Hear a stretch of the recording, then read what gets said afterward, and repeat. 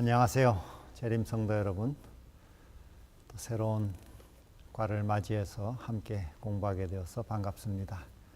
오늘은 우리가 11과 성령을 거역하고 슬프시게 함이라는 제목으로 함께 공부하시겠습니다.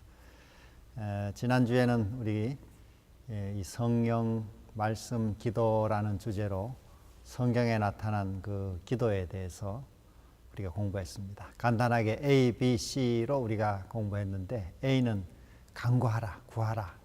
B는 또 응답 이미 해주신 것을 믿으라. C는 claim, 주장하라.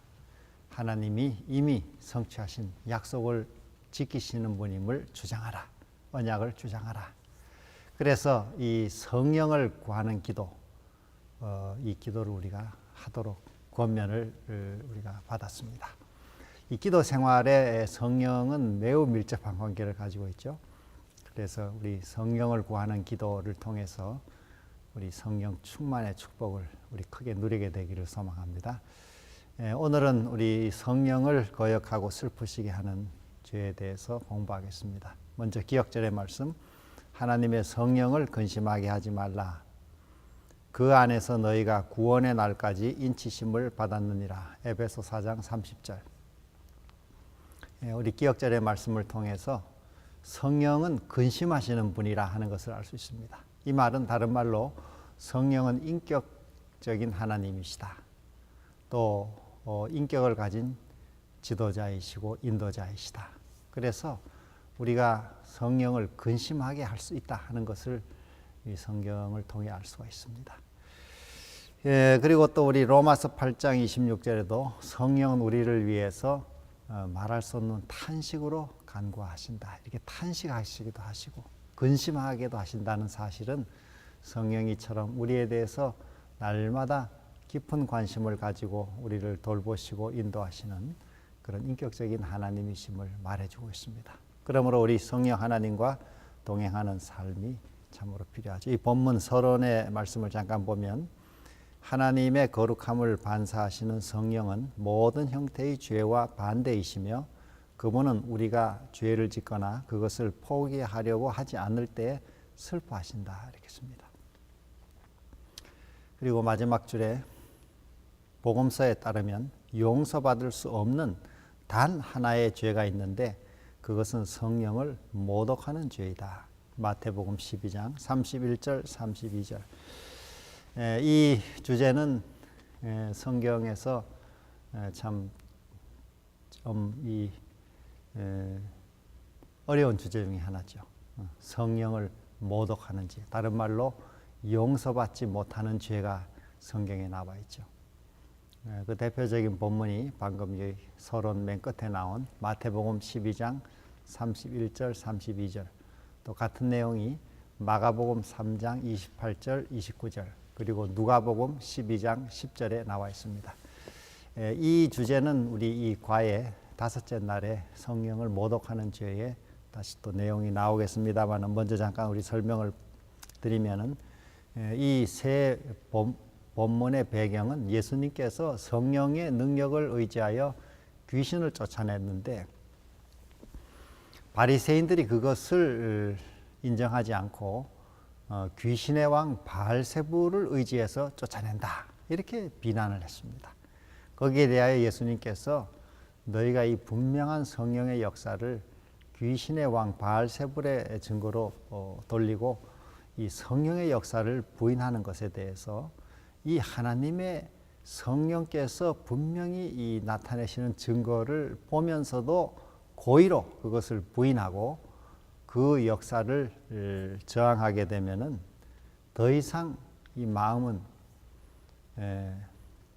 화인을 맞아서 무감각해진다는 것입니다. 디모데전서 4장 2절에. 그래서 이 양심이 인두로 찢어 놓은 것처럼 이 점점 성령을 한순간에 이런 화인을 맞는 일은 생기지 않죠. 계속 성령의 역사를 거절하고 그 증거를 무시하고 외면하고 성령이 우리 마음에 호소하시는 그 음성을 계속해서 거스르면은 그 음성은 점점 약해지고 마침내 무감각해지고 또 인식할 수 없게 되고 다시 말해서 회개의 필요성을 느끼지 않게 되는 것입니다. 그래서 결과적으로 하나님이 주시는 용서를 느끼지도 않고 용서의 필요를 느끼지도 않고 용서 자체를 이제는 필요를 느끼지 않으니까 거부하게 되는 것이죠. 그러니까 스스로 용서를 받지 않는 상태에 들어가는 것이지 성령께서 우리 가운데 어떤 죄를 용서 못하시는 죄가 있다는 것은 결코 아닙니다. 성경은 모든 사람의 모든 죄와 해방은 사하심을 얻는다. 그 앞절에 말씀하셨죠. 그래서 우리가 요한일서 1장 9절의 말씀에 따라 우리 죄를 자백하면은 모든 죄를 다 용서받습니다. 그러나 우리가 성령의 음성을 끝까지 고집스럽게 완강하게 지속적으로 거절하면 우리 양심이 무뎌지고 또 불도장을 지지는 것처럼 완전히 마비가 돼서 죄에 대한 감각을 느끼지 않고 결국은 우리가 용서의 이 은혜를 받지 못하는 상태에 떨어져 버리는 것입니다. 이것을 다른 말로는 용서받지 못하는 죄다. 또 하나님이 용서하실 수 없는 죄다. 이렇게 표현했지만은 스스로 용서를 거부하는 죄라고 할 수 있습니다. 자, 이런 그 하나님의 자비, 성령의 한계를 넘어가지 않도록 우리가 해야 되죠. 그래서 이렇게 끝까지 거스르는 죄를 요한일서 5장 16절에서는 사망에 이르는 죄다 이렇게 했습니다. 이런 죄의 예를 든다면 하늘에서 반역한 루스벨, 그는 끝까지 그 선을 넘어버렸습니다. 발람, 그도 넘어버렸죠. 바로, 그도 넘어버렸죠. 또 고라와 다단과 아비람, 이 모세를 대항했던 반역의 죄를 지은 그들도 하나님의 이 성령의 호소를 끝까지 거절하고 한계를 넘어버렸습니다. 이렇게 넘어가 버리면은 그 스스로가 용서를 받을 수가 없게 되고 스스로 용서를 거절한 스스로 영원한 멸망에 떨어지는 것이죠. 이러한 성령의 역사를 우리가 거절하지 않도록 이번 이 과정은 우리에게 이 주제를 말씀하고 있습니다. 우리 첫째 날 일요일 성령을 거역함.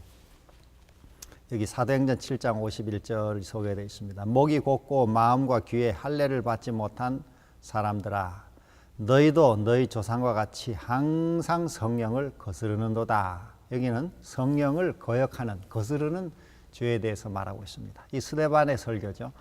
스데반이 그 유명한 사도행전 7장의 긴 설교를 하면서 그 말씀을 듣는 그 이스라엘 백성 유대인들에게 너희가 마치 너희 조상들이 목이 곧고 여기 마음과 귀에 할례를 받지 않아서 마치 금송아지를 만들어 고의적으로 우상 숭배하고 반역했던 그때처럼 그 사람들처럼 너희도 지금 내가 하나님의 이 분명한 말씀을 전하고 있고 또 예수께서 인간으로 사람으로 오신 이 하나님이신 예수께서 분명한 증거들을 주셨음에도 불구하고 외면하고 그 예수 그리스도를 십자가에 못 박는 그런 죄를 지어서 항상 그렇게 성령을 너희도 거스르지 않느냐. 왜 그렇게 너희들은 성령을 거스르냐 이렇게 설교하고 있는 것입니다. 여기 거스른다는 말은 안티피토라는 말은 신약 성경에 이곳에 한 번 쓰이고 있는데 적극적이고 줄기찬 반대를 의미합니다. 대항하고 반대 투쟁하는 것이죠. 고의적으로 저항하는 것입니다. 이 성령의 역사를 우리가 알면서도 이렇게 고의적으로 저항하게 되면은 이것이 매우 위험하다는 것입니다.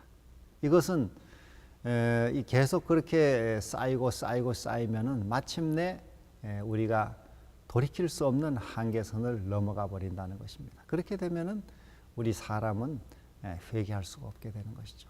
회개의 필요를 느끼지 않게 되고 그냥 악에 완전히 사로잡혀 버리는 것입니다. 이러한 죄에 빠지지 않도록 이 성경은 권면하고 있습니다.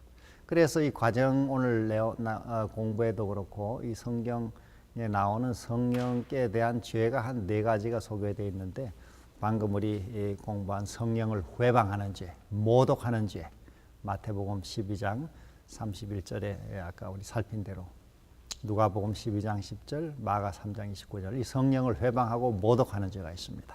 이 죄는 적극적이고 의식적이고 지속적으로 언행심사로 성령을 모독하고 회방하는 죄를 말합니다. 이것도 우리가 아주 위험한 죄죠. 한계선을 넘어가는 것입니다. 둘째로는 방금 우리 공부한 성령을 거스르는 죄죠. 사도행전 7장 51절 하나님의 말씀을 들을 때 또 전도를 받을 때 성령의 권고와 그 감동을 고의적으로 거역하는 죄를 말합니다. 거스르는 것이죠. 그 다음에 우리 오늘 교과 제일 처음에 읽었던 성령을 근심하게 하는 죄, 에베소 4장 30절. 이것은 그리스도인의 삶이 하나님의 영광을 위해서 성령의 지배를 받지 못할 때 성령께서 근심하신다 이렇게 씁니다. 슬퍼하신다는 것이죠. 그 다음에 네 번째로는 성령을 소멸하는 죄. 성령이 지적하는 죄를 완강하게 고백하지 않고 성령의 이 불을 끄게 되는 것을 성령을 소멸하는 죄라. 우리 데살로니가전서 5장 19절입니다. 그래서 우리 공부를 통해 이런 죄에 우리가 빠지지 않도록 하자는 것이죠. 그 비결은 무엇이냐? 에베소 5장 18절. 성령의 충만을 받으라 이렇게 씁니다. 매일 매 순간 성령의 충만을 받으라. 다시 말해 성령께 늘 주파수를 맞추고 살아라. 성령을 의식하고 살아라. 우리가 성령을 의식하기만 해도 우리 문제의 90%는 해결된다. 어떤 사람이 그렇게 얘기를 했습니다. 우리가 항상 성령을 의지하고 의식하고 모셔드리고 동행하고 도움을 구할 때 우리 삶에 이런 충만을 얻게 되고 또 그렇게 되면은 성령을 회방하거나 모독하거나 소멸하거나 근심하게 하거나 또 이 거스르는 죄에 빠지지 않게 된다 하는 것입니다. 둘째 날 성령을 슬프시게 함 1. 하나님의 성령을 근심하게 하지 말라. 그 안에서 너희가 구원의 날까지 인치심을 받았느니라. 에베소 4장 30절 오늘 기억절의 말씀이죠. 이 근심하게 하다, 르페어 하는 말은 아프게 하다, 슬프게 하다, 또 괴롭히다, 마음의 고통을 느끼게 하다, 뭐 그런 뜻입니다.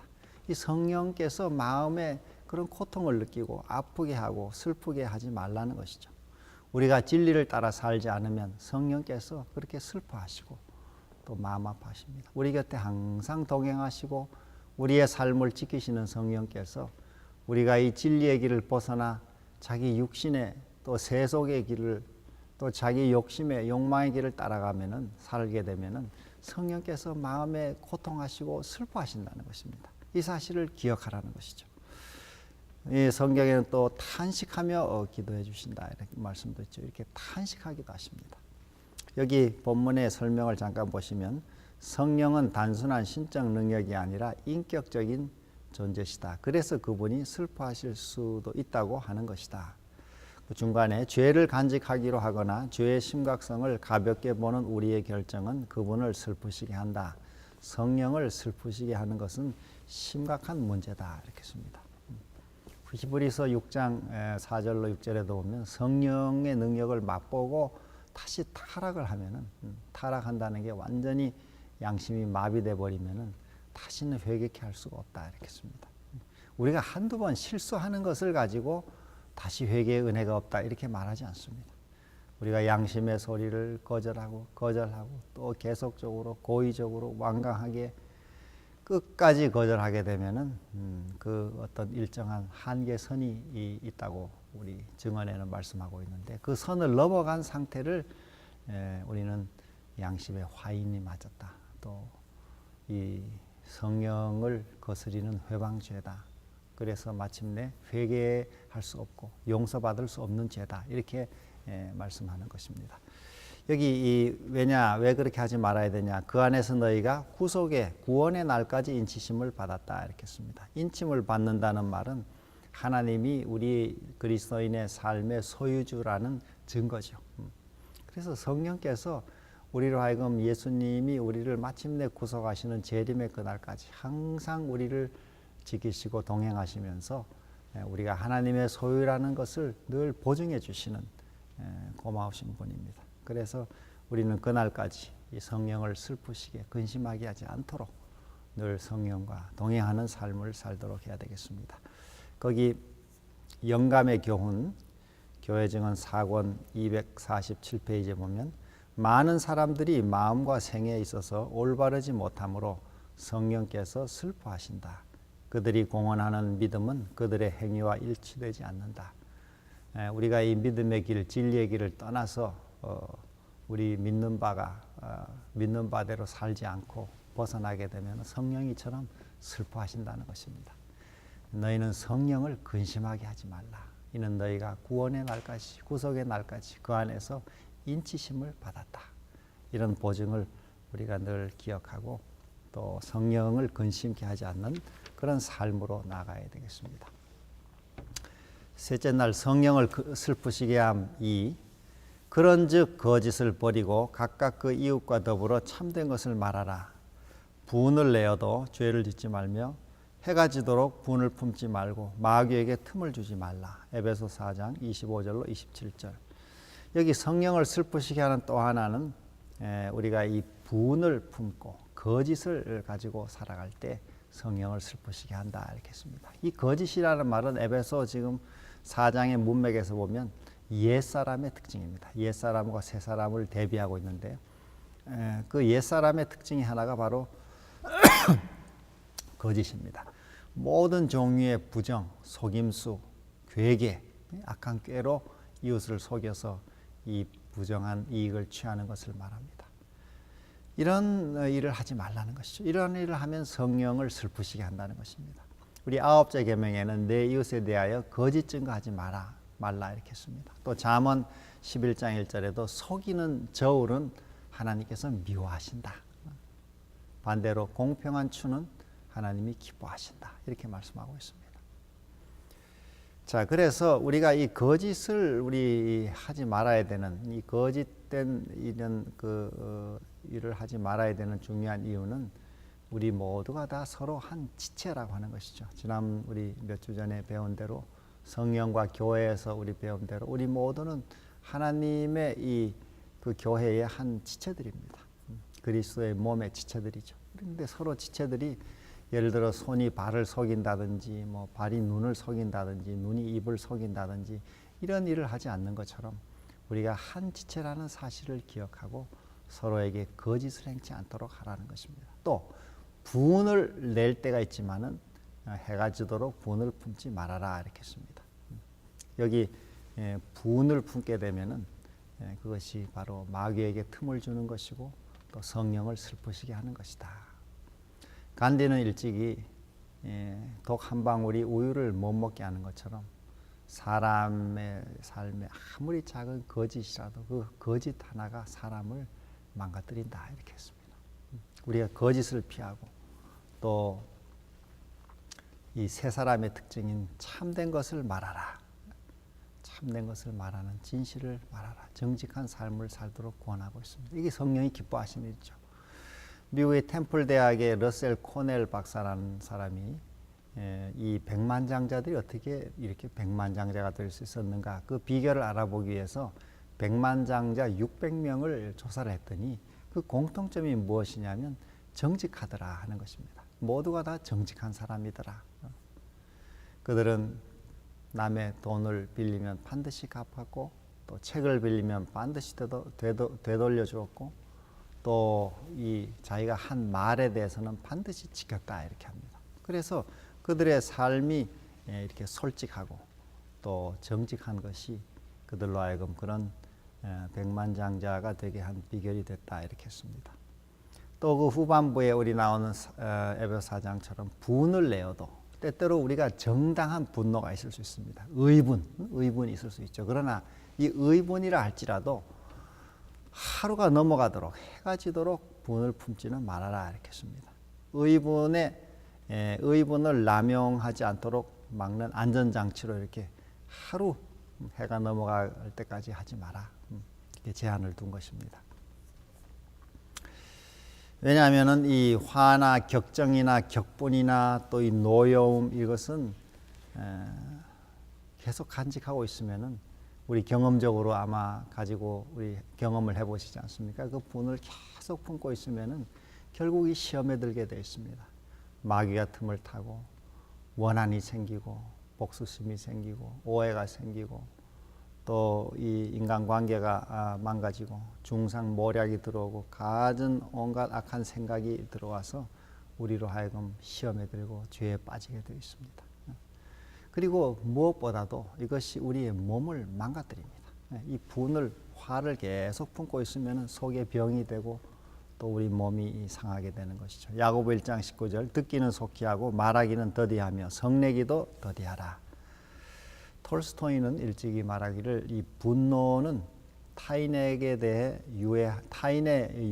유해하지만은 당사자에게는 더욱 유해하다 이렇게 씁니다. 내가 분노하면 남에게도 피해를 주지만은 자기 자신의 몸이 먼저 망가지는 것입니다. 한번 아마 이런 경험을 해보셨으리라고 생각합니다.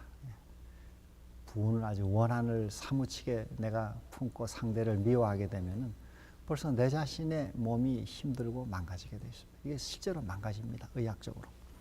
이 오사카 대학 의과대학에서 실험을 했는데 개를 한 4시간 동안 가둬놓고 막 온갖 약을 올리고 화를 돋궈가지고 그 어떤 그 체액을 채취했는데 그 액이 아주 이 독소가 가득하더라 이렇겠습니다. 그래서 그 독소로 이 한 80마리의 개를 한 번에 죽일 수 있는 양의 독소가 나오더라 이렇겠습니다. 산모가 이 아기 젖을 먹일 때 아주 분노한 상태로 먹이면은 그 젖에 이 독이 들어간다 이렇게 합니다. 또 주부가 아주 독한 마음을 이렇게 화를 그냥 품은 채로 요리를 하면은 그 음식에 독이 들어간다 이렇게 합니다. 실제로 먹는 사람에게도 해를 준다는 거예요. 또 교사가 아주 마음에 이 원한을 가득 가진 채로 학생을 가르치면은 그 가르치는 가르침에 독이 실제로 들어갑니다. 아이들에게 정신적으로 이게 영향을 주게 되어 있습니다. 그래서 요즘 의사들이 암 환자들이 오면 반드시 묻는 게 혹시 화난 일이 없습니까? 또 과거에 혹시 원한 맺힌 게 없습니까? 이걸 자꾸 묻습니다. 왜냐하면 그 분노를 갖게 되면 세포가 망가지고 결국 이 암이 발생하고 생명을 단축하기 때문에 그런 것이죠. 이게 자기 자신을 위해서도 분을 오래 품지 말라고 하는 것입니다. 남을 위해서도 물론 마찬가지죠. 이게 성령을 또 슬프시게 하는 것이라 이렇게 씁니다.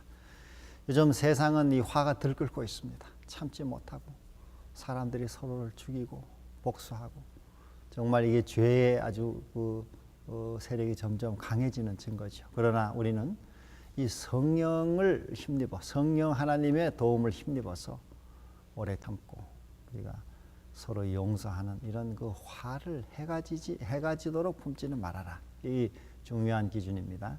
의분이라 할지라도 그걸 해가 넘어가도록 하루 이틀 사흘 계속 품고 있는 것은 안 된다는 것입니다. 우리 이 말씀을 잘 기억하고 성령을 슬프게 하지 않도록 해야 되겠습니다. 넷째 날 성령을 소멸함.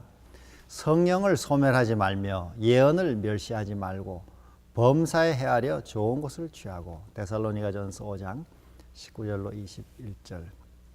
여기 소멸하다, 성령을 소멸하다 하는 스벤니테 하는 말은 불을 끈다는 뜻입니다. 불을 끈다. 성령의 불을 끄지 말아라.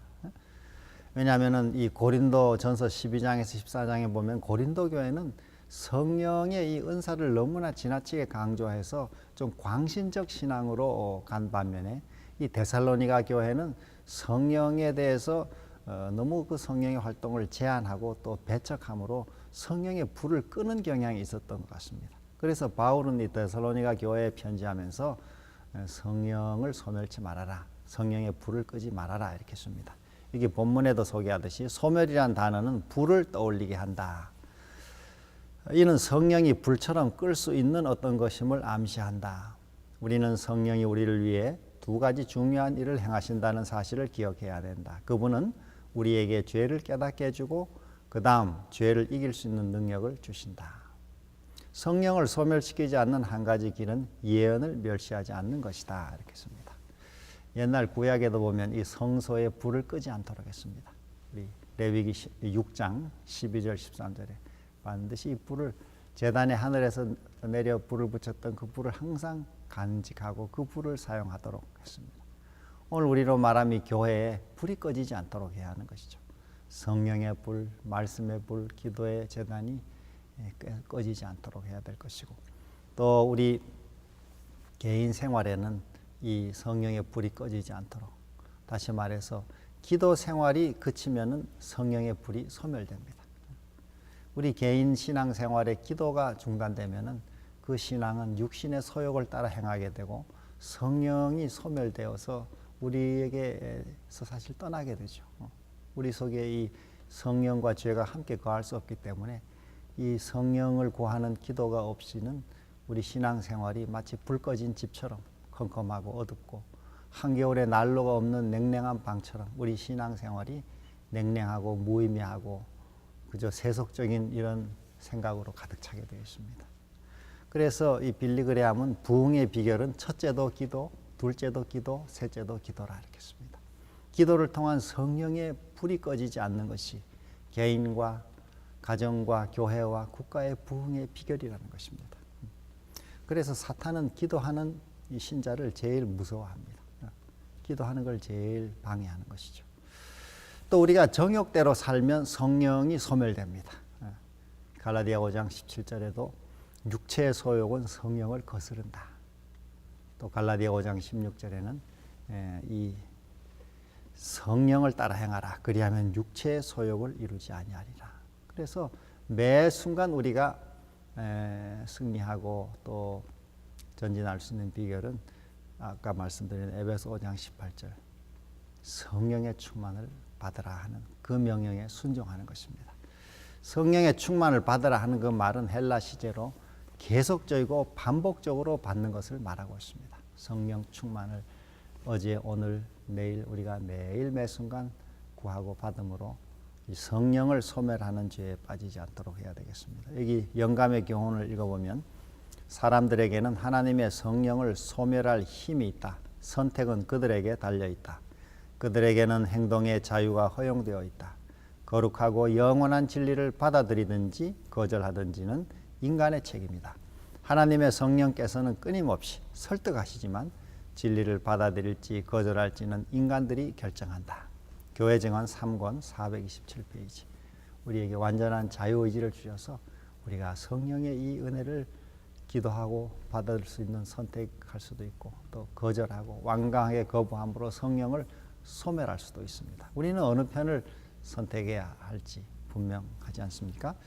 자, 그 다음에 우리 다섯째 날 성령을 모독함. 이건 제일 앞에서 우리 한번 공부했던 내용이죠. 누구든지 말로 인자를 거역하면 사하심을 받으려니와 성령을 모독하는 자는 사하심을 받지 못하리라. 누가 12장 10절. 또 아까 말씀드린 마태 12장 31절 32절 또 마가 3장 28, 29절 같은 내용이 나와 있습니다.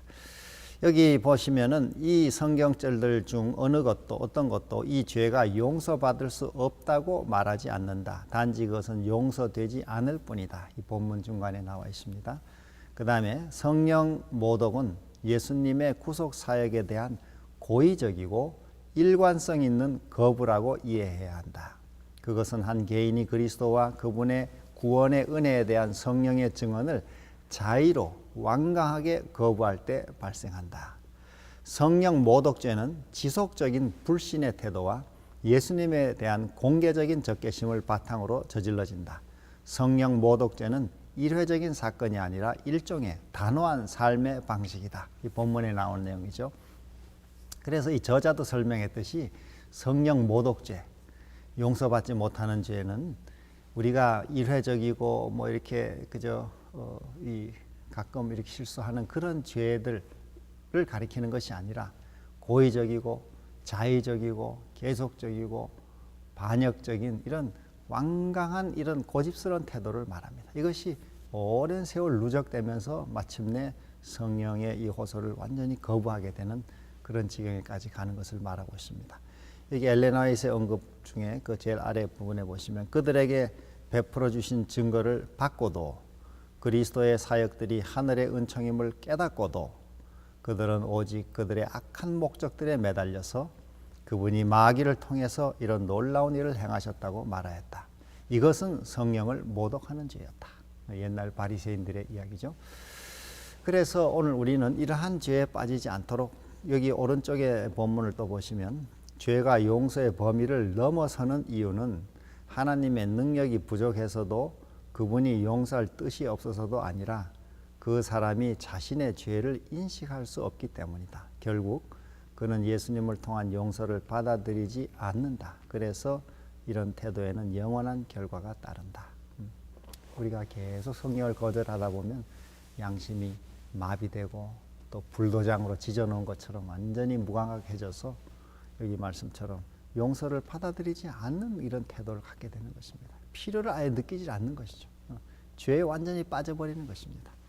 이러한 이 성령 모독죄를 우리가 범하지 않도록 조심하라 하는 것입니다. 여섯째 날 마지막 더 깊은 연구를 위해서 사람들이 자신이 용서받지 못할 죄를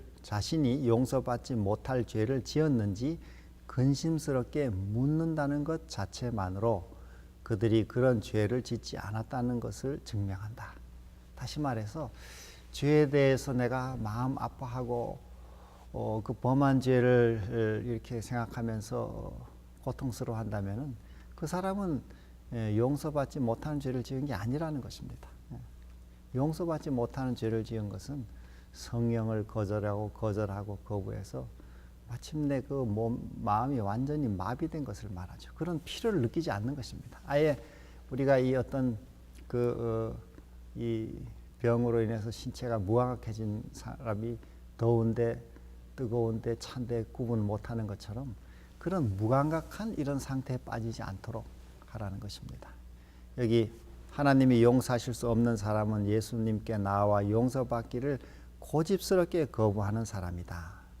그 다음 엘렌 G. 화이트 주석을 제가 읽어보면 성령을 모독하는 죄는 갑작스러운 어떤 말이나 행동에 있지 않다. 그것은 진리와 명백한 증거에 대한 단호하고 완고한 거역이다. 아무도 성령을 거스르는 죄를 신비에 속한 것으로 또 정의를 내릴 수 없는 어떤 무엇으로 생각할 필요가 없다. 성령을 거스르는 죄는 회개하라는 초청을 끈질기게 거절하는 죄이다. 화이트 주석 마태 12장 31, 32. 오늘의 결론으로 아주 적절하게 여기 말씀하고 있습니다. 성령을 거스르는 죄는 무엇이냐?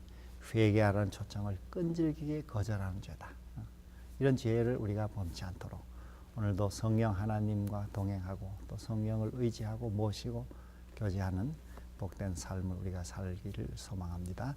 다음 주는 우리 성령의 사역으로 죄와 의와 심판에 대해 책망하시는 성령, 그리고 구원의 확신과 소망을 주시는 성령에 대해서 공부하겠습니다. 다음 주 우리가 공부하면 이번 기가 마무리되겠습니다. 우리 복된 또 안식일 공부가 되기를 바랍니다. 감사합니다.